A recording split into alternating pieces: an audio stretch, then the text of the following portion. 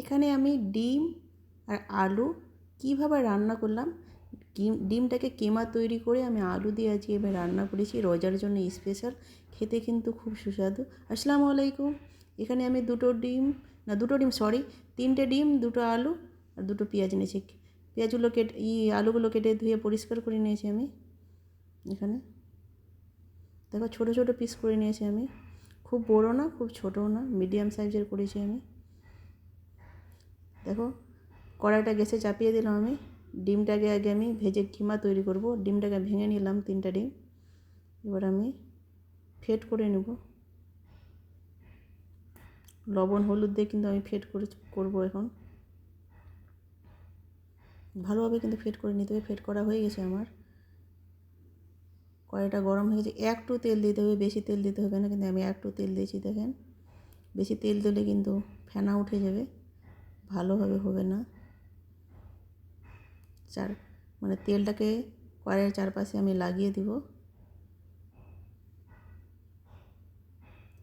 শুধু মাংসের কিমা তৈরি হয় না, ডিমেরও কিমা তৈরি করে আলু দিয়ে রান্না করা যায়। আমি রান্না করে আজকে দেখাবো।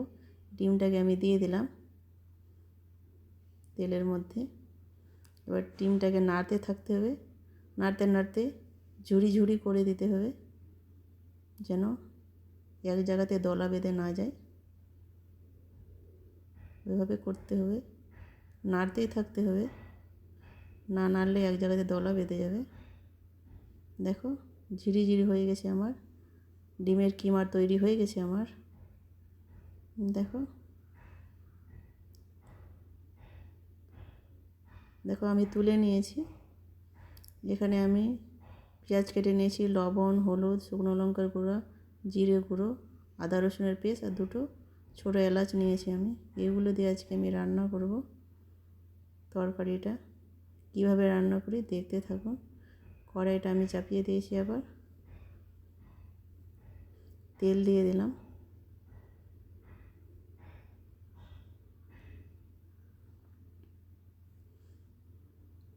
এবার আমি তেলটা গরম হয়ে গেছে, পেঁয়াজ কুচিগুলো দিয়ে দিব।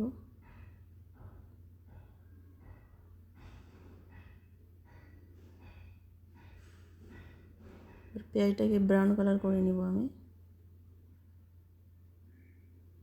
বাড়িতে ধরেন কিছু নেই, আলু আছে, শুধু ডিম আছে। আলু ডিম ঝোল করে তো অনেকেই খেয়েছেন, রান্না করে খেয়েছেন, আলুর দম, আলুর ঝোল, ডিম দিয়ে। কিন্তু আমি আজকে ডিমের কিমা তৈরি করে আলু দিয়ে রান্না করে দেখাবো আজকে আমি। দেখো পেঁয়াজটা ব্রাউন কালার হয়ে গেছে, আমি আদা রসুনের পেস্টটা দিয়ে দিলাম। আদা রসুনটা একটু ভেজে নিব তেলের মধ্যে। একটু আমি জল দিয়ে দিলাম, কারণ যে মশলাটা অ্যাড করব যেন মশলাটা না পুড়ে যায়, ওই জন্য একটু আমি জল দিয়ে দিয়েছি। এবার মশলাগুলো আমি দিয়ে দিব, গুঁড়ো মশলাগুলো।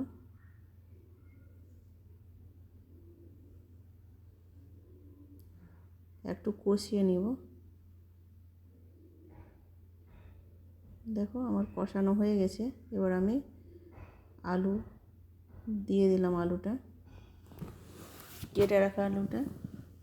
এবার আমি আলুটাকে কষিয়ে নিব। আস্তে আস্তে কিন্তু কষাতে হবে, কম আঁচে কিন্তু কষাতে হবে, না হলে পুড়ে যাবে আলুটাকে। আমি এইভাবে কষাবো যেন ভাজা ভাজা না পড়ে যায়, আলুর গায়ে যেন দাগ লেগে না যায়। এইভাবে কষাতে হবে, আস্তে আস্তে কিন্তু ধৈর্য ধরে কষাতে হবে। দেখো আলুটা আমার কিন্তু সিদ্ধ হয়ে গেছে। এবার আমি ডিমের কিমাটা আমি দিয়ে দিলাম, আলুর সঙ্গে একসঙ্গে কষিয়ে নিব আমি।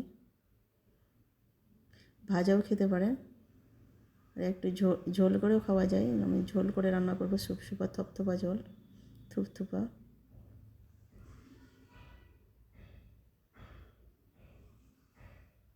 দেখেন কালারটা কত সুন্দর এসছে। এখানে কিন্তু আমি গরম জল অ্যাড করেছি। আমি কিন্তু ঠান্ডা জলও দিতে পারো, কিন্তু গরম জল আমি দিয়েছি। আমার গরম জল ছিল, ওই জন্য আমি গরম জলই দিয়েছি।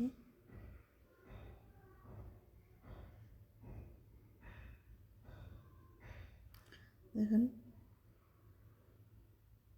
রোজার দিনে কিন্তু এইভাবে রান্নাটা করলে দারুণ লাগে খেতে, গরম ভাতে তো আরও দারুণ লাগে। আর একটু আমি ঢেকে দিলাম, 1 মিনিটের জন্য ফিরে আসলাম, আবার ঢেকে দিলাম। এবার কিন্তু আমার হয়ে গেছে রান্নাটা। আর গ্যাসটাকে আমি বন্ধ করে দিয়েছি। দেখেন তো কীরকম লাগছে ডিমের কিমাটা আলু দিয়ে। আমি তুলে দেখাবো একটা বাটিতে, দেখেন কীরকম লাগছে। আমি কিন্তু কম তেলে রান্না করেছি, বেশি তেল দিইনি। বেশি তেল দিলে কিন্তু রোজার দিনে ক্ষতি হয়, খালি পেটে মানুষ থাকে তো। এখানে ভিডিওটা শেষ করলাম। আল্লাহ হাফেজ।